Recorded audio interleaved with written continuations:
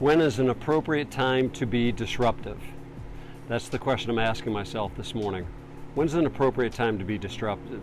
If you've got a spiritual gift like I do of making people feel uncomfortable or being disruptive, then your proclivity, thank you Rick Meyer, your proclivity is that's what you do, that's who you are.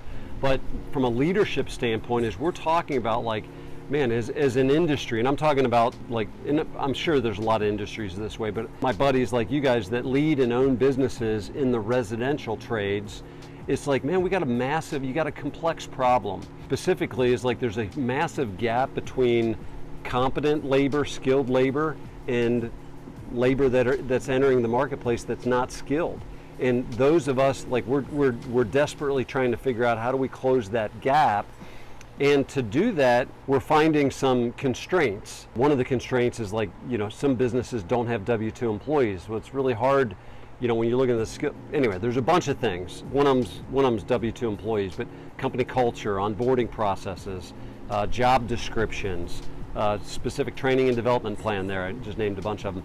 And a lot of businesses don't have those things in place, which is okay, as long as we're like, all right, so I actually need to put these things in place. Learning Glass needs to put all these things in place for us to actually address for our company, the skilled labor challenge, right? And so leading this initiative within our own company, let alone our friends' businesses, I'm finding that we need to be disruptive. Like, we need to be like, hey, the way that we've always done it is created the problem. And so when we're doing things the way we've always done it, and we're expecting different results, right? That's the definition of insanity, they say, right? And so it's like we actually need to change your natural proclivity. The way that Jerry, you and Learning Glass have always done it needs to change. And when you need to change, that's disruptive. And a lot of times people are like, don't be disruptive. It's like, man, we don't have time for that. We got to be freaking disruptive.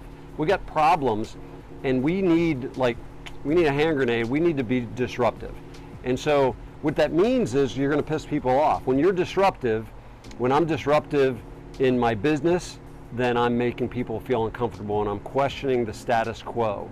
And when we do it in an industry, we're going to piss people off because we're questioning the status quo. But I just got off the phone with our Marcom team. I was like, look, we actually give a damn. We actually care about each other, we care about Learning Glass, and we care about our friends' businesses. So by God, like, are we going to piss some people off by being disruptive? Yes, we are.